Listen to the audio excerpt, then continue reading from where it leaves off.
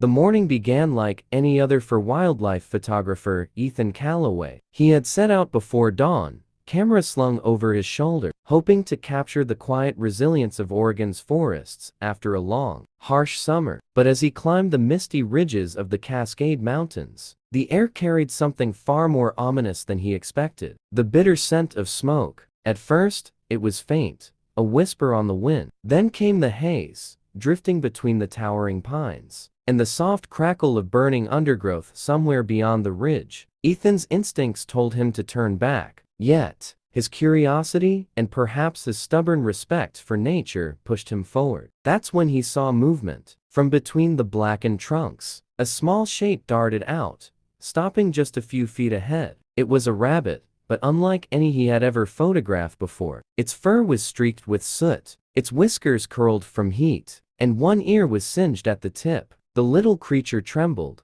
but its eyes, wide, dark, and alive, were fixed directly on him. Ethan crouched slowly, whispering to the camera rolling on his shoulder, "Easy there, little one. It's okay." But the rabbit didn't flee. It took a hesitant step forward, then another, and before Ethan could even process what was happening, it turned and bolted toward the smoking woods, pausing only to look back, as if to say, "Follow me." It made no sense. Yet something inside Ethan stirred a pull he couldn't explain. Against every rational thought, he followed the little rabbit into the deep, smoky forest. Part to the middle, the path of ash and hope. The deeper Ethan followed, the heavier the air became. The once green forest floor was now a canvas of gray ash. Every step left a print of his boots beside the faint paw marks of his guide. Branches cracked and collapsed from the heat. The sky above was a dull copper color, filtering what little light remained. The rabbit didn't stop. It moved with startling precision, zigzagging through fallen logs, hopping over embers that still glowed faintly beneath the ruin. It never looked lost, never hesitated. Ethan realized that the creature wasn't running away from something. It was leading him toward something. Hours passed. Sweat soaked through Ethan's shirt as he pushed through the charred undergrowth. The rabbit would occasionally stop, turn its head to make sure he was still following, then press on. There was intelligence in its movements, a purpose no frightened animal should possess. At one point, Ethan nearly lost sight of it in the smoke. Then he heard it, a faint thumping sound, like small feet drumming on hollow wood. The rabbit had stopped at the edge of a ravine, where a massive pine had fallen, splitting open the earth. Beneath the fallen tree was a dark hollow, half filled with ash, half covered by tangled roots. Ethan crouched beside the rabbit and peered into the hole.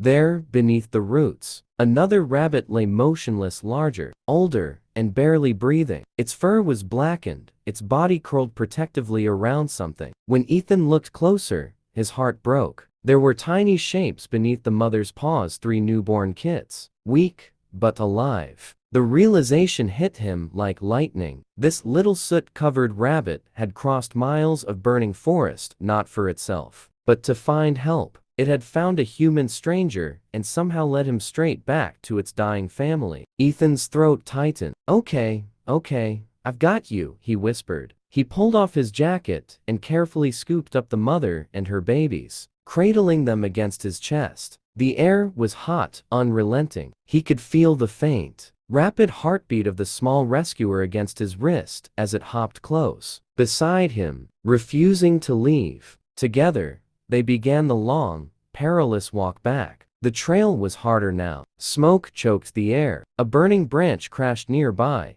scattering sparks across the ground. Ethan shielded the rabbits, staggering under the heat. But the little one, his unlikely guide, kept moving ahead, finding the safest path through the chaos, pausing only when Ethan slowed. Every time he faltered, it waited. Every time he stumbled, it looked back. Every time he thought he couldn't go on, he saw those determined black eyes staring at him through the smoke. And he kept walking. By the time they reached the clearing, the afternoon light was fading. Rescue teams were already combing the edge of the forest. Ethan shouted, waving his arm. The rescuers ran toward him, and for the first time in hours, He felt hope flood his chest. The mother rabbit and her kits were rushed to a nearby wildlife rehabilitation center, and the little one, the brave scout who had refused to give up, stayed close, refusing to leave the side of the humans, now caring for its family. Part 3: The End. The Heart That Led Through Fire. Weeks later, Ethan returned to the rehabilitation center. He had been thinking about the rabbit ever since the fire, about the moment those wide eyes met his in the forest, about the courage it must have taken to cross miles of devastation alone. The staff greeted him with smiles. "They made it," one of the caretakers said. "All of them. The mother's healing beautifully, and the babies are growing fast." Ethan stepped quietly to the enclosure. There they were, 4 rabbits nestled together in a bed of soft straw. The little hero he remembered was still there, watching him with the same bright, knowing eyes. The singed fur on its ear had begun to grow back. It hopped closer to the glass, nose twitching curiously. Ethan knelt. "Hey there, little guide," he whispered. "You did it." He thought about how strange and miraculous it all was. A wild rabbit, understanding the need to find help, choosing to trust a human, and leading him through a world of ash to save its family. Instinct or intelligence?